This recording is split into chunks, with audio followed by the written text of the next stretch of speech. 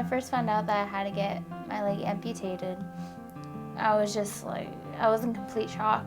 I mentally had to prepare myself to come to terms that I wouldn't have a leg anymore.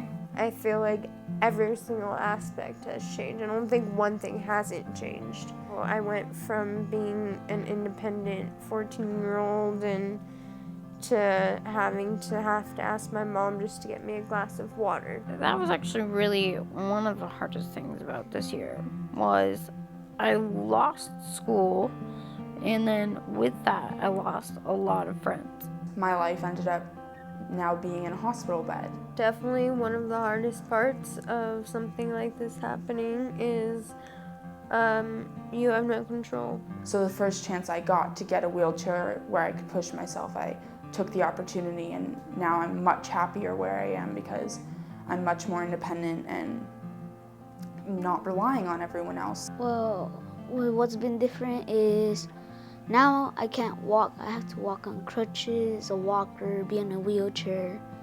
There was a point in time where I didn't want the door shut. When I had to be by myself, it was really, really terrifying at first. And I start crying and stuff because I felt like I was alone in a box. I'd feel shut out from the world completely. The whole year, I just didn't feel like myself. Everything just changed.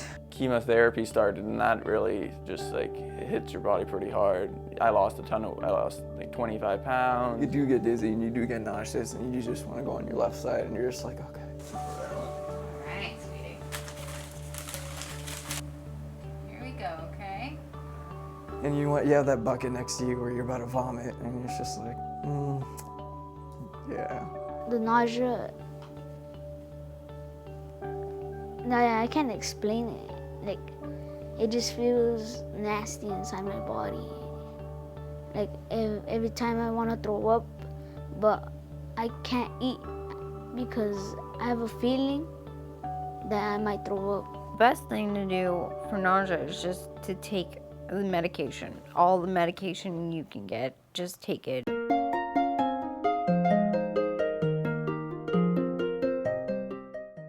To lose my hair, no problem. I know it's gonna grow back. But right now, I'm planning to shave it because when it starts falling, it gets all over the place and I just get itchy and all that. I was just so upset.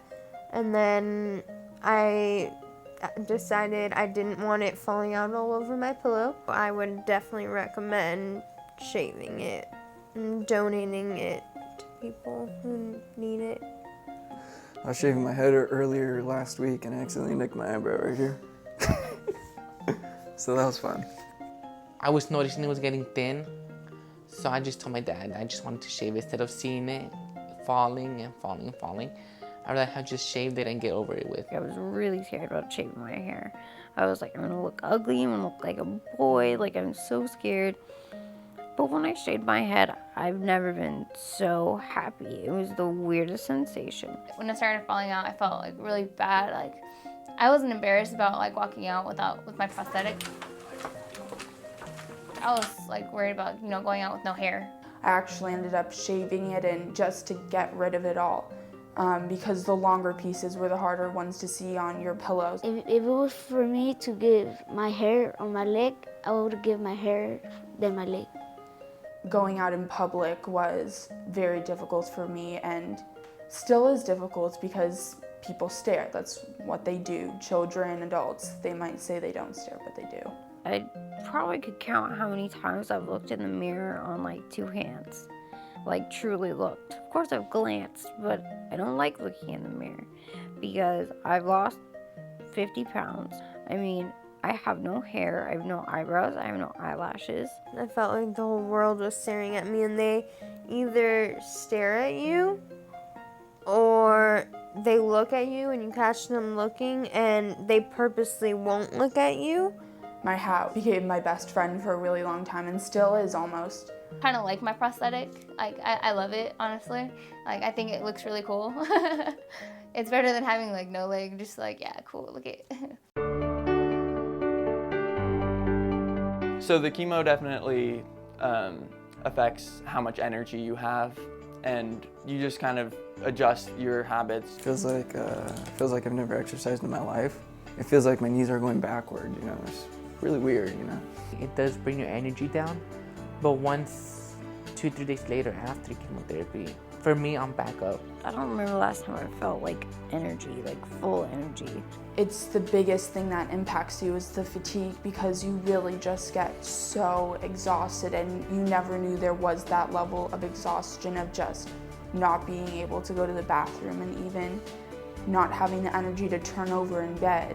While I was taking chemo, we'd have weird cravings, and all the time, like, our taste buds would be like basically dead. So like sometimes we couldn't really even taste anything. I didn't eat, or it was just like, and then I get bad stomach cramps from not eating, and so like I'd have to try and swallow Jello. I couldn't even do Jello. I couldn't even do water some of the time either. I went through about 3 weeks of obsessing with pickles. For me, I get cravings for spicy things, and my tongue and my mouth get really sensitive to everything. So it's frustrating because it's just like, oh, this tastes so good, but your mouth is burning, your eyes are watering, and then just your nose is running, but you're still eating because it tastes so good, you know? Just the general food I eat, it doesn't taste the same after I'm done with treatment. But 2-3 days after treatment, I get my taste back. Your taste buds do change. Like, I didn't like to eat my favorite meals because they would taste different to me. Oh my goodness, I wish I could take a bite of something and it tastes like it used to. I found that I generally felt better in the mornings than in the afternoon, so I would try and eat a larger breakfast. But the biggest thing for me was I just needed some flavor. My cravings were protein, and as in bacon, needed a lot of bacon, and then salts. I used to love food. I mean, I was 140 pounds for a reason. I love to eat, and when I'm nauseous and I'm like, nothing sounds good, it's just so just depressing. It's like, I wish that I could just feel good enough to eat a good meal. The only real good things that I think came out of all this chemo and stuff is that I met these great kids who, you know, you now have something to, you have so much in common with them. It's like a community. Like, these people kind of become your family. We're here for you. We're friends, and we're supporting you because we know what you're going through. Whether it is the same exact diagnosis or just a little off, they are the only ones that understand the exhaustion and the cravings and the medications and the nausea. I keep my spirits up by having positive energy and by getting support from friends and family members. I think that's the important thing. The relationship with pretty much all of my family members has just gotten so much stronger. The greatest feeling in the world is to have your family like bring you up when you don't feel good. It makes me feel that I'm not alone. Yeah, it makes me feel that I'm not alone, that I have people that can support me and I could support them.